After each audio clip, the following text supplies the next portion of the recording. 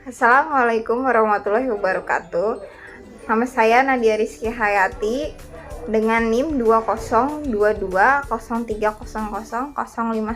Prodi Administrasi Kesehatan Universitas Cyber Muhammadiyah. Saya di sini akan mempresentasikan mata kuliah Dasar Pendidikan Kesehatan Masyarakat topik 5 yang akan membahas tentang kesehatan lingkungan.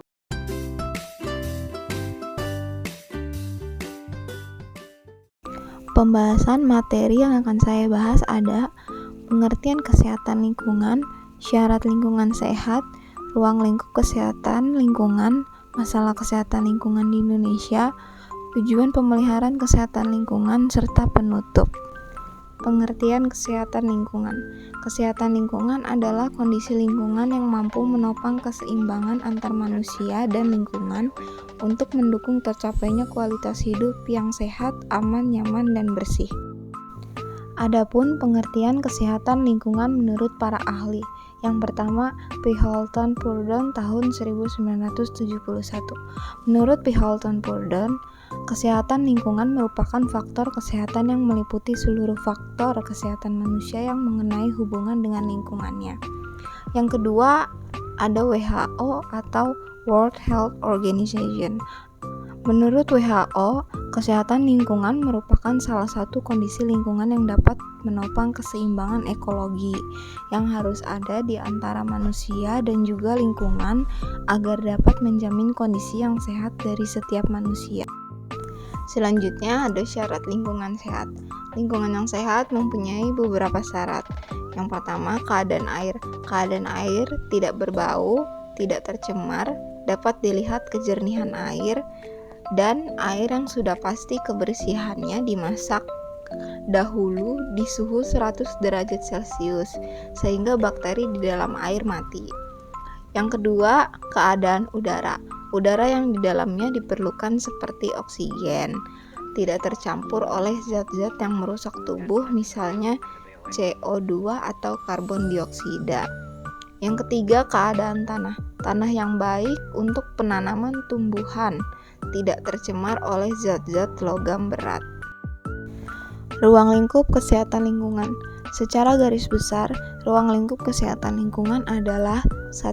Masalah rumah, 2. Pembuangan kotor manusia, 3. Penyediaan air bersih, 4. Pembuangan sampah, 5. Pembuangan air kotor, dan 6. Rumah hewan ternak atau kandang.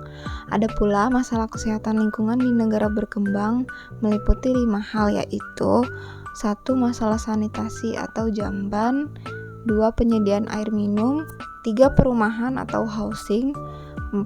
Pembuangan sampah, dan kelima, pembuangan limbah atau air kotor.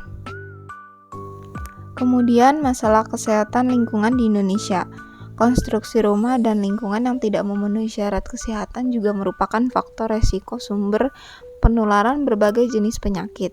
Unsur-unsur yang perlu diperhatikan untuk memenuhi lingkungan sehat adalah 1. Perumahan. Perumahan harus melihat dari bahan bangunan, ventilasi, cahaya, luasnya bangunan rumah, 2,5 sampai 3 meter kubik per orang apabila dapat menyediakan.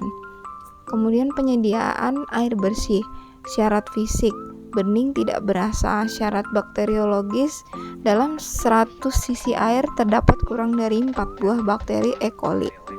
Syarat kimia, mengandung zat tertentu dalam jumlah tertentu pula.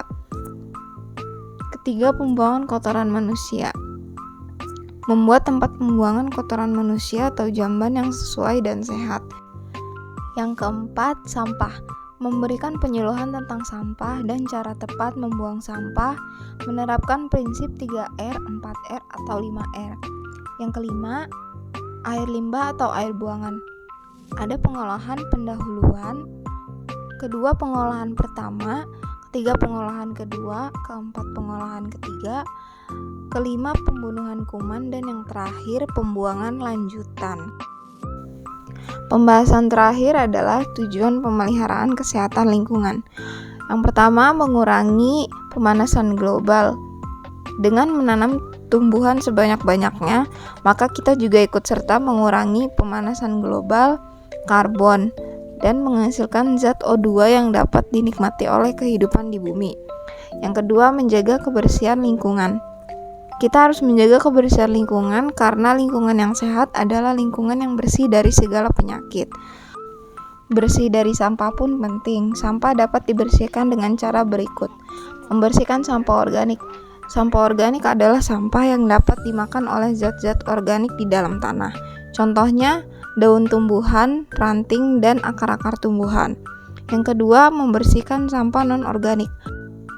Sampah non-organik adalah sampah yang tidak dapat hancur atau dimakan oleh zat organik dengan sendirinya. Sampah non-organik bisa dibakar lalu menguburnya. Sekian presentasi dari saya. Terima kasih atas waktu dan perhatiannya. Wassalamualaikum warahmatullahi wabarakatuh.